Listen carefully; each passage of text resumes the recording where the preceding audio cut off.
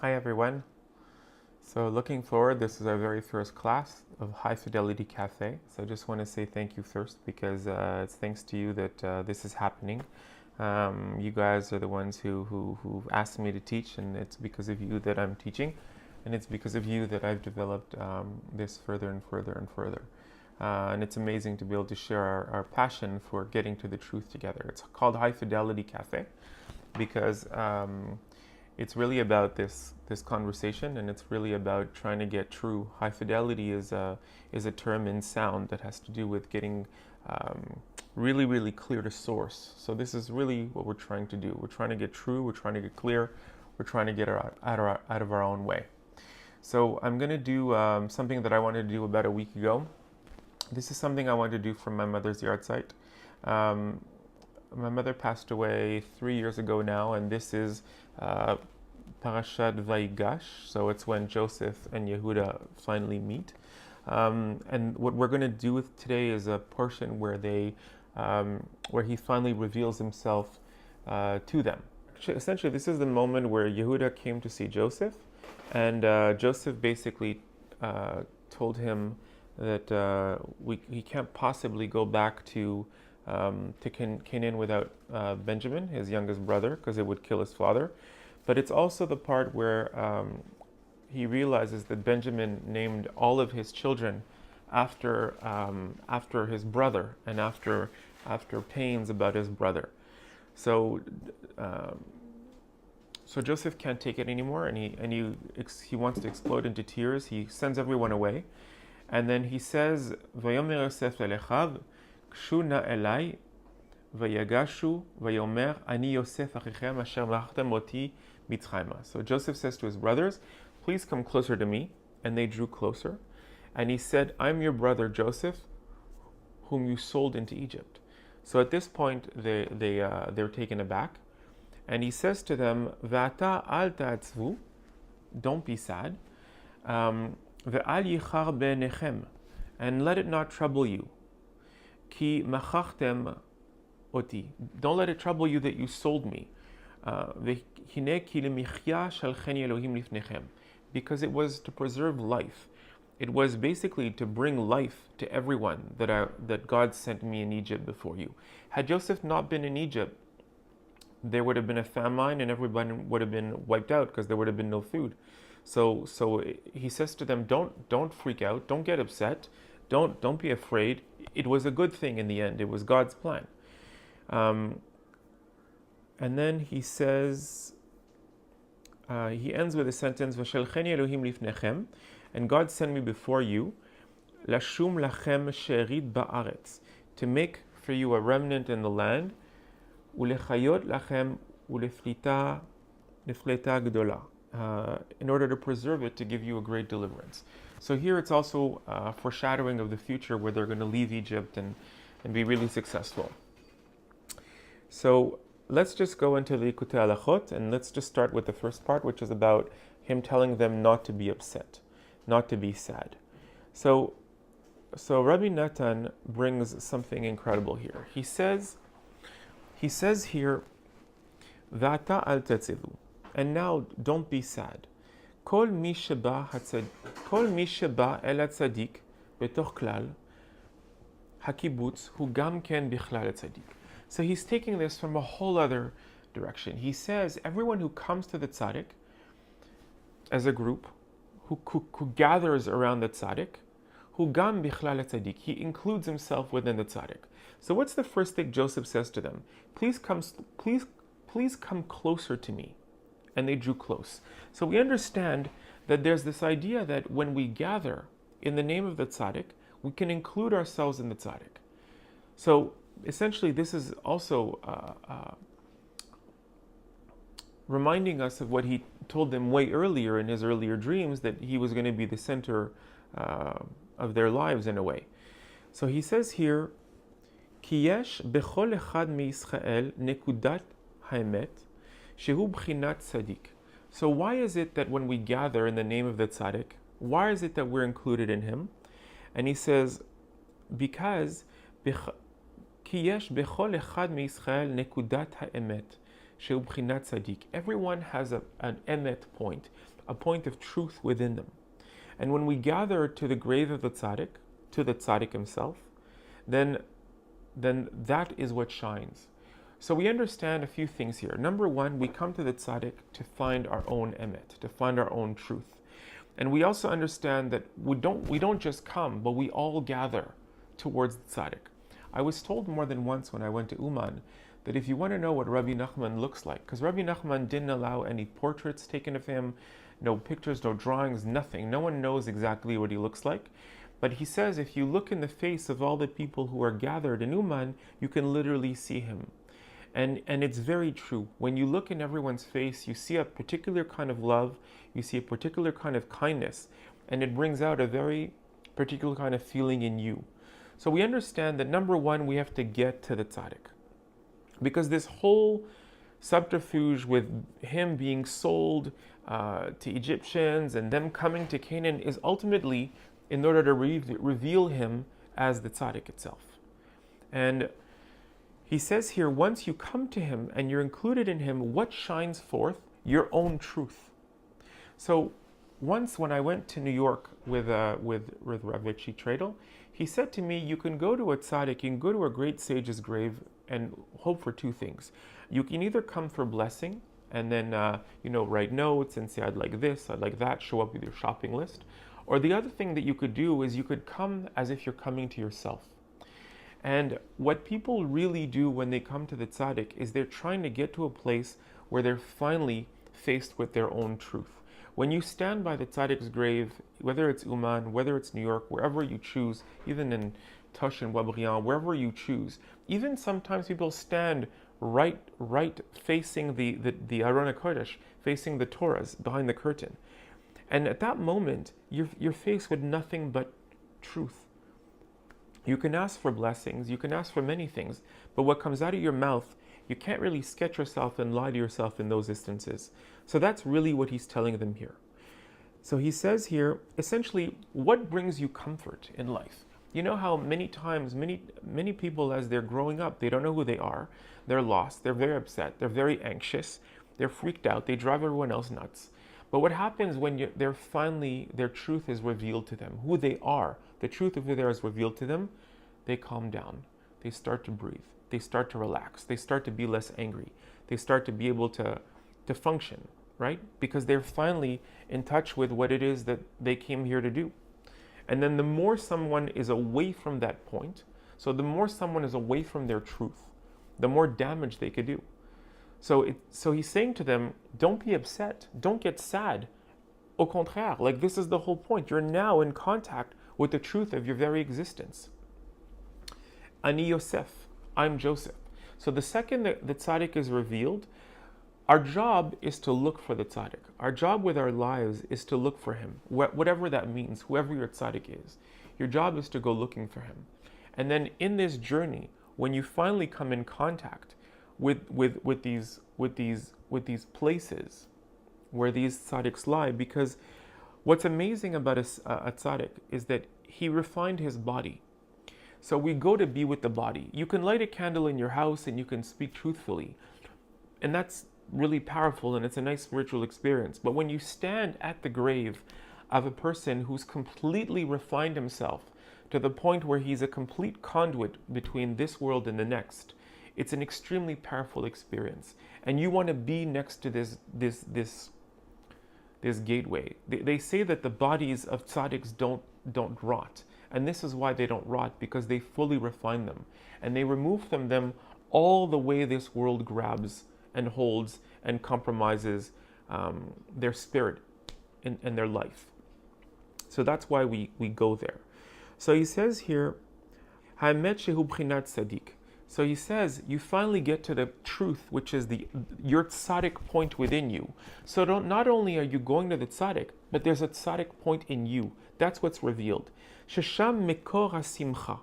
And that's where the essence of happiness is. How are you going to find happiness? When you find the truth of who you are. Prinat simchu tzadikim b'Hashem. Ach mechamat merirat hagalut.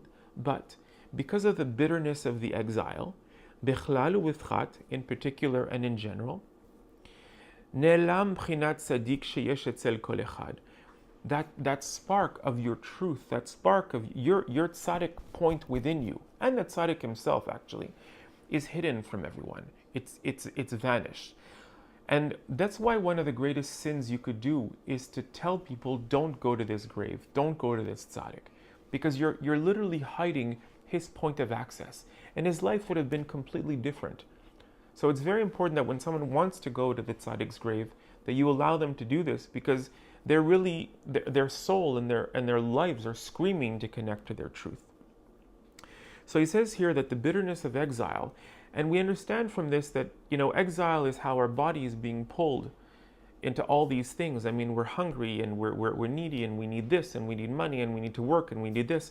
So very often the sound of our soul is completely hidden from us, and it takes usually disease, it takes trauma, it takes hitting a wall, it takes feeling betrayed, it takes many things before you finally say, you know what, maybe I don't know what I'm doing here, and maybe I need to go where truth is at. And then you start seeking the truth, and you start to become clear, and eventually, God willing, you'll make your way to stand next to the grave of the true tzaddik. So he says here, Aval techaf shemekabsim el tzaddik shehu ish asher ruach bo. Now, why the tzaddik? Because the tzaddik is the one who has the spirit of life within him. So we learned this in a previous thing together in Torah 8 from Rabbi Nachman, that we can get our life force, we can get the breath of life, we can get our connection through the tzaddik. So he's saying that why is the tzaddik the one who has the connection to the breath of life, to the breath directly from Hashem? It's because what is the breath of life is Torah, right? So who is the one who's closest to the Torah? The tzaddik. Now, how do we know this? We know this from Moses, right? We don't say just Torah, we say Torat Moshe, the Torah of Moses. So if it weren't for the tzaddik, we wouldn't have the Torah. The Torah needs someone to show us how to use it. You can have a map. Let's say the Torah is a map, but now you need a compass, or else you don't know which way to orient the map. So the tzaddik is very often the one who can reset our compass, because the only one whose compass actually points north. And this is one of the reasons why we go there, is we go there to get our compasses, realigned, remagnetized. If you look on a compass, there's always a wheel around it with numbers, and you have to adjust that little wheel that makes up for, where the earth magnetism is how it deviates. And the tzaddik is the one who you can do this with. So he says here that when you go to the tzaddik, shehu ish asher ruach bo, the one who has the wind within him, me'ir b'chinat nekudat tzaddik, he can bring light to your aspect, to your nekuda of tzaddik within you, sheyesh etzel kol echad, that every single person has. So he tells you, rest assured, this truth is in everyone.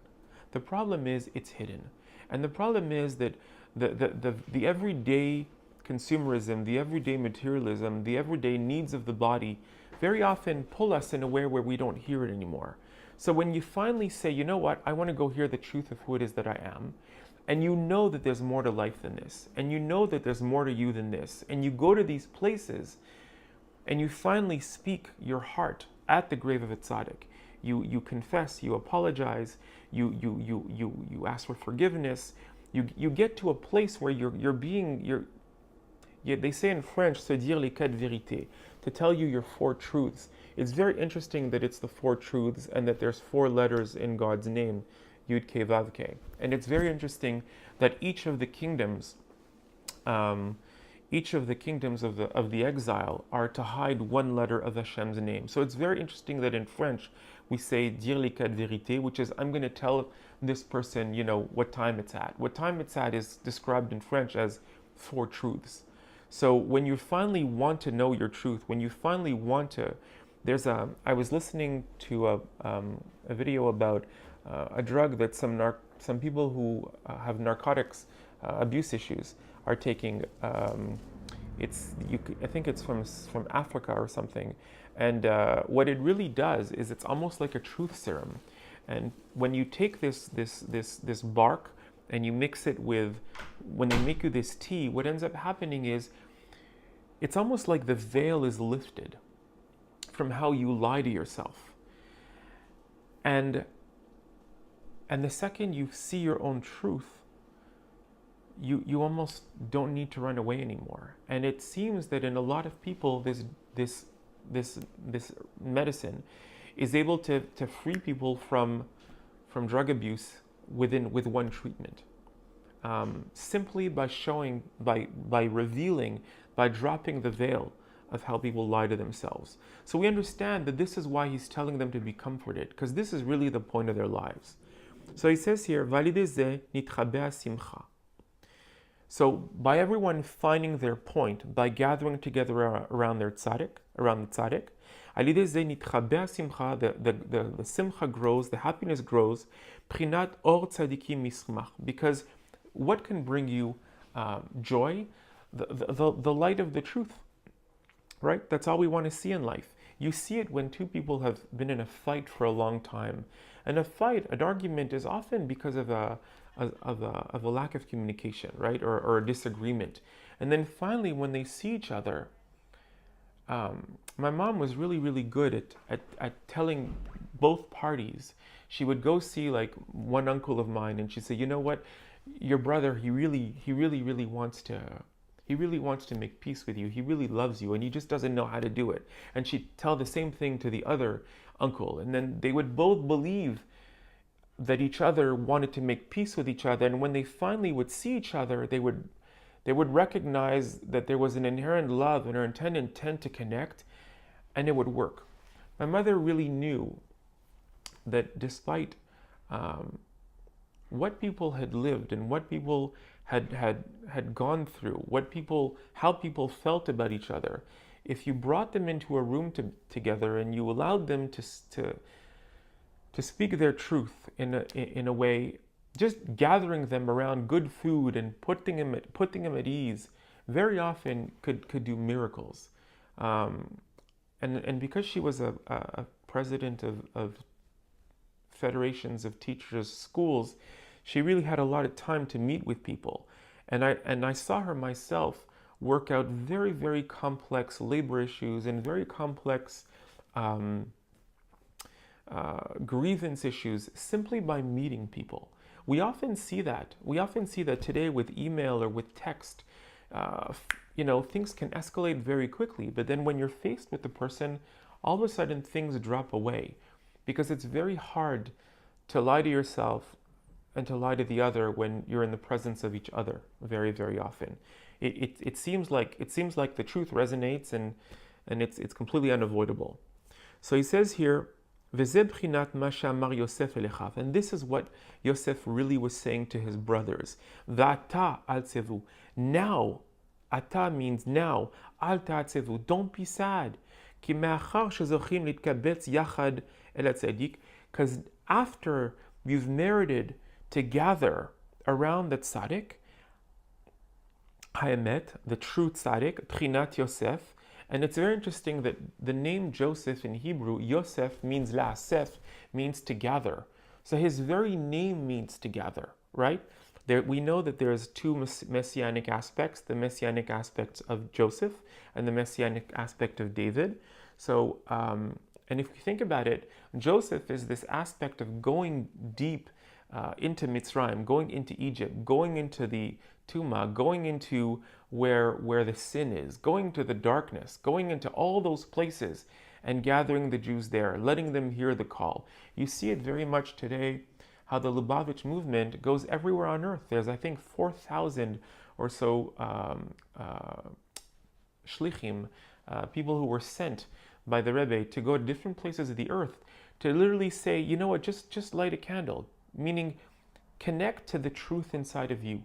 And then the second you connect to the truth, for some reason, it's like you're blowing on those embers that are hidden within your heart.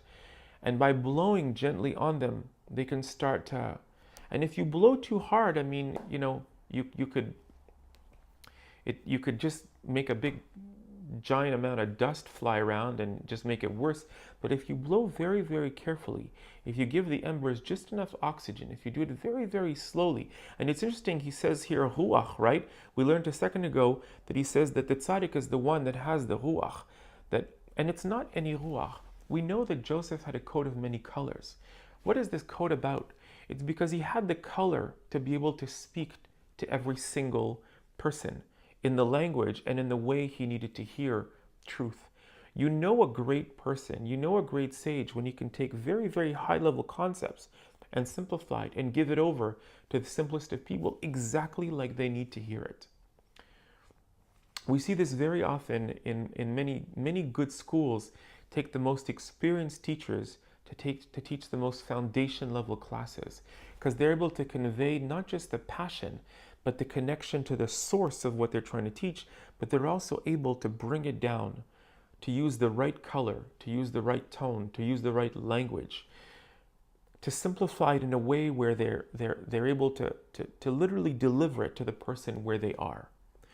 So he says here, okay, Hamed Prinat Yosef, because now that you've gathered around Yosef, for sure there's nothing to be sad about. On the contrary, you should just find even more happiness. So the idea here is that Rabbi Nachman said, if you come to Uman, and if you've been with me at the grave, you can literally be happy throughout the entire year. And we understand what he meant by this. We understand that if you're able to stand in the place of truth, and if you're able to do this, then you literally have been delivered your update, your download that you need in order to know what it is that you need to do. So Baruch Hashem, this was in the for the elevation of my mother's soul, and it was in the honor of all of you people who have brought me to this, and I hope this is one of many. I've given it a name, I've given it a cool logo, I've given it a cool picture, and hopefully this is something that we can do together in the future more and more. So I'm going to try on once every couple of weeks, and we'll see where we go from there. Hopefully I can do this once a week as much as possible. And I'd like to also have invited guests from time to time. We'll see where we can take this, because this is a cafe. It's supposed to be a dialogue, and feel free to comment as well. All right, so thanks so much and have an amazing week.